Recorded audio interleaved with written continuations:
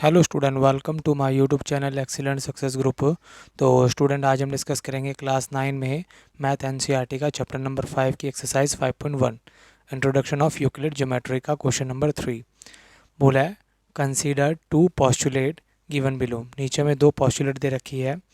Given any two distinct point A and B, आपके पास कोई दो अलग अलग पॉइंट है ए एंड बी।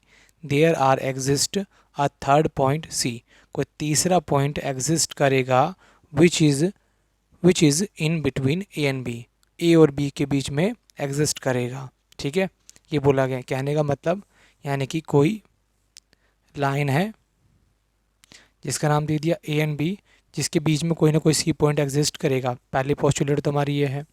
दूसरी पोस्टुलेट है there exist at least 3 point that are not on a same line. कहने का मतलब कि कम से कम 3 ऐसे पॉइंट एग्जिस्ट करेंगे जो एक सेम लाइन के अंदर ना हो।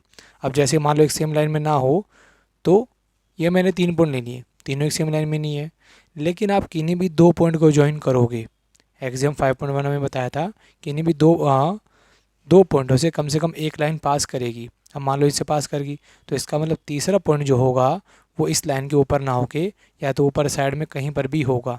ये हमारी सेकंड पोस्टुलेट में बोला गया है। फिर इसके ऊपर सवाल क्या पूछे गए हमसे, बोला do these postulate contain any undefined term. In postulate को बताने के लिए क्या कोई ऐसी टर्म भी है जिसको अभी तक डिफाइन नहीं किया गया है। पहला सवाल। आर दीज पोस्टुलेट कंसिस्टेंट, क्या ये पोस्टुलेट कंसिस्टेंट है। कंसिस्टेंट का मतलब क्या होता है अभी हम थोड़ी देर में डिस्कस करेंगे। तीसरा सवाल बोला गया है do they follow from Euclid postulate explain, क्या ये यूक्लिड की पोस्टुलेट को फॉलो करती है, उसको एक्सप्लेन करना है। तो 1 बाय 1 करके इनके आंसर को हम सॉल्व करेंगे। पहला सवाल, do these postulate contain any undefined term, क्या इसमें कोई ऐसी टर्म है जिसको डिफाइन नहीं किया गया। तो हमें जो ये पोस्टुलेट दे रखी है, देखो इसके अंदर जो पॉइंट है, यहाँ पर यूज़ तो कर लिया पॉइंट का, बट पॉइंट को बताया नहीं कि पॉइंट किसके बारे में बात हो रही है। ठीक है, कि पॉइंट एक्चुअल में है क्या।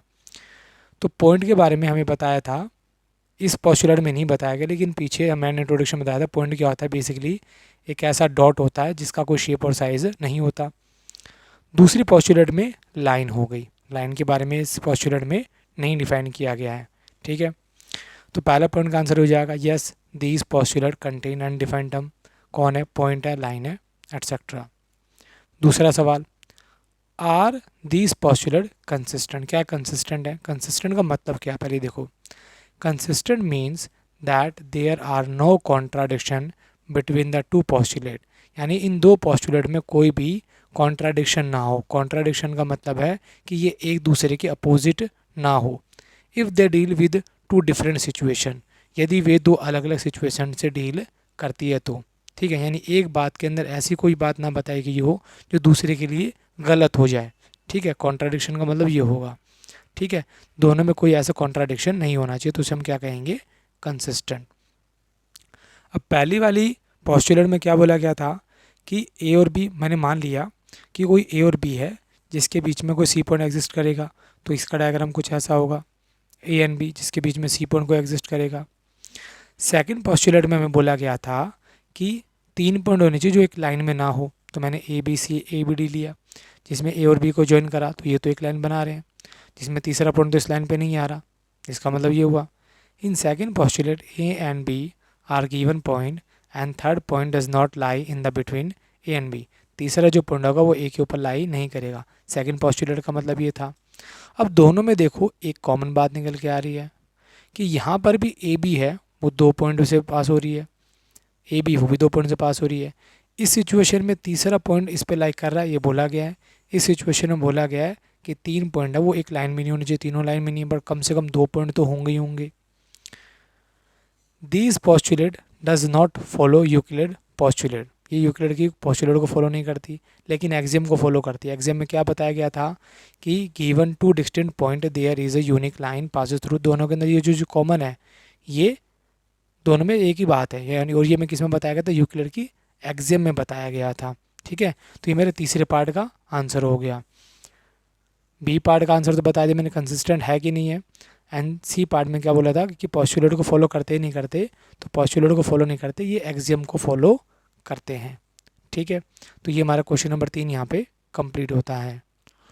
क्वेश्चन नंबर 4 में बोला है if a point C lies between 2 point A and B, यानी ए और बी के बीच में कोई सी पॉइंट लाई करता है और इस तरीके से लाई करता है कि ए सी और बी सी दोनों आपस में क्या हों, बराबर हों। Then prove that A C is equal to half of A B, A C जो है वो ए बी के आधे के बराबर है। एक्सप्लेन करो drawing a figure, a figure draw करके। तो हमें क्वेश्चन में गिवन है कि हमारे पास कोई लाइन सेगमेंट है ए बी, जिसमें सी इस तरीके से आता है कि ए सी और बी सी आपस में क्या हों, बराबर हों। प्रूफ क्या करना है, ए सी बराबर होगा हाफ ऑफ ए बी के। प्रूफ करना शुरू करते हैं। हमें क्वेश्चन में बोला है सी पॉइंट है ए और बी के बीच में लाई करता है, इस तरीके से लाई करता है कि ए सी और बी सी बराबर है, जो कि हमें क्वेश्चन में ही गिवन था। Now add A C on both side, दोनों तरफ हम ए सी को ऐड करेंगे। ए सी इधर भी ऐड कर दिया, ए सी को इधर भी ऐड कर दिया। ए सी प्लस ए सी 2AC बन जाएगा।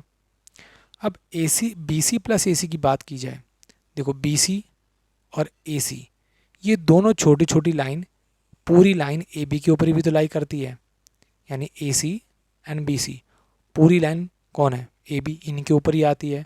तो ए सी और बी सी को जोड़ने पे हमारी कौन बन जाएगी, ए बी बन जाएगी। और यहाँ पर एग्जाम नंबर 2 में हमें बताया गया था कि if equal are added to equal the whole also equal, अगर दो नंबर इक्वल हैं, इन दोनों के अंदर अगर हम इक्वल नंबर को ही ऐड कर दें तो जो रिजल्ट आएगा वो भी आपस में इक्वल होगा। तो बी सी और ए सी दोनों को ऐड करने पे भी हो गया। साथ ही साथ हमें एग्जाम नंबर 4 में भी बताया गया था कि things which are coincide with each other are equal to the each other. इसका मतलब क्या था, अगर दो चीज़ें एक के ऊपर एक बनी हुई है तो दोनों आपस में बराबर होंगी। जैसे ए सी और बी सी दोनों किस पे बनी हुई है, ए बी पे, तो ए सी और बी सी को ऐड करने पे क्या बन जाएगा, ए बी बन जाएगा। ए सी 2AC मल्टीप्लाई में है, 2 किस में आ जाएगा, ये डिवाइड में आ जाएगा। मल्टीप्लाई में था, ए बी के डिवाइड में आ गया। और ये हमें क्या करना था, प्रूफ करना था। और इसी के साथ हमारा क्वेश्चन नंबर 4 यहाँ पे कंप्लीट होता है। तो मिलते हैं अगली वीडियो में। Okay, bye bye.